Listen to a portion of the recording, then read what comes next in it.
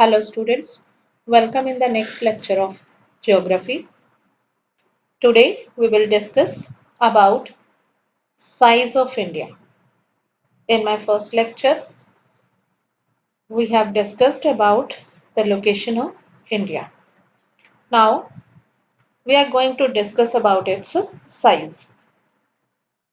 Total area of India is 3.28 million square kilometers, which is 2.4% of the total area of world. Let's see in this pic. This is the total area of the world, and this red portion, it is the area of India. 2.4% of the total geographical area of the world. It is the seventh largest country in the world in terms of land masses. If we see the next pic, this one, see here, it is on seventh number. Russia is having largest area in the world, and then Canada, USA, China, Brazil, Australia, and on seventh number it is India. Total area, it is 510.072 million square kilometers. From this area, land area is 148.94 million square kilometers, and water, the area underwater, that is 361.132 million square kilometers. Note down that 70.9% of the world surface is water and 29.1% is land.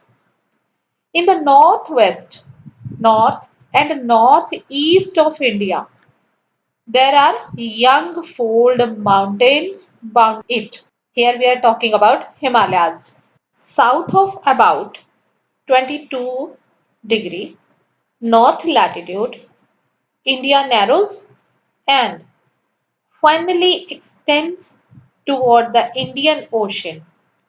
It also divides it into two seas, the Arabian Sea on the west and the Bay of Bengal on its east.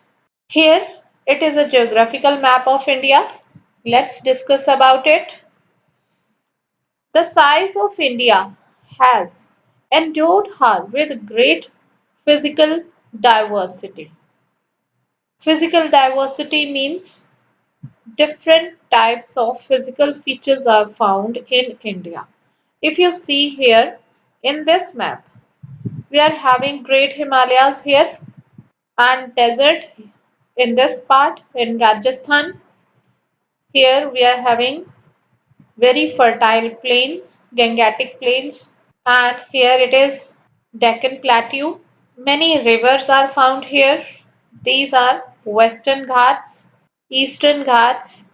Let's discuss in detail. You may appreciate the presence of lofty mountains in the north, large rivers such as Ganga, Brahmaputra, Mahanadi, Krishna, Godavari, Kaveri, green forested hills in northeast and south India, and the vast sandy expanse of Marusthali.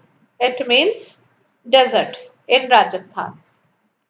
It is bounded by Himalayas in the north, Hindu Kush and Suleiman ranges. We can see in India's physical map.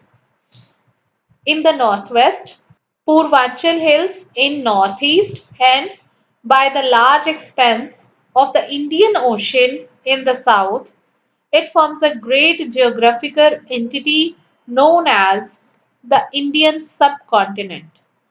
The Himalayas, together with the other ranges, have acted as a formidable physical barriers in the past, except for a few mountains which passes few mountains except for a few mountain passes such as the Khyber Pass, Bolan, Shipkila, Nathula, Bomdila, etc. It was difficult to cross it. India and the world. India is located in the center of the world between East and West Asia. You must have noticed in the starting of the lecture, I have given a world map in which I have highlighted India's position. The routes across the Indian Ocean which connect the countries of Europe in the west and the countries of East Asia provide a strategic central location to India. Deccan Peninsula helped India to establish close contact with Asia, Africa, and Europe from the west coast, and with Southeast and Southeast Asia from the eastern coast.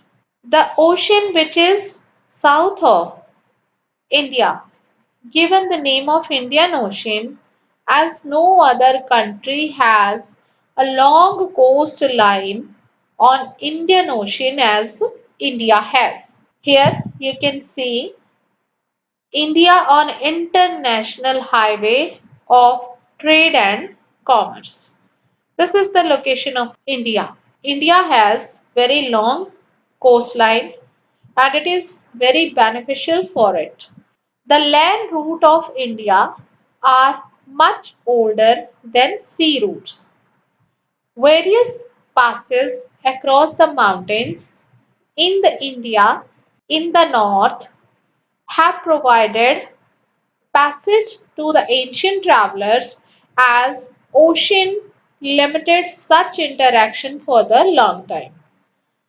We are talking about time when technology was not so developed, when only land routes were used. Land routes helped India in the exchange of ideas and commodities since ancient times. Let's discuss some more important facts about India. Since the opening of the Suez Canal in 1869, India's distance from Europe has been reduced by 7,000 kilometers. Before independence, there were two types of states in India, the provinces and the princely states. Now, what are the provinces?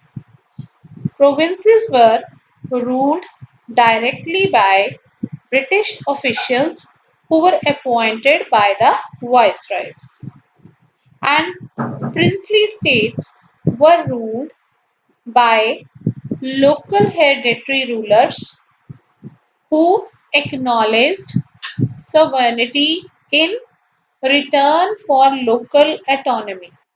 The meaning of sovereignty is the power that a country has to control its own government. The southernmost point of the Indian Union is Indira Point that got submerged under the sea water in 2004 during tsunami. Sri Lanka is separated from India by a narrow channel of sea formed by Park Strait and the Gulf of Mannar. Mannar. Maldives Islands are situated to the south of the Lakshadweep Islands, and a peninsula is a piece of land that is bordered by water on three sides but connected to mainland on one side. I have mentioned all the states and UTs of India. There are total 28 states and 9 union territories. You can see here all the states and their capitals in this map, and all these are the union territories with their capitals. Learn all these states and UTs with their capitals. Thank you so much. I hope you will like it. We will meet again in next lecture. Till then, take care.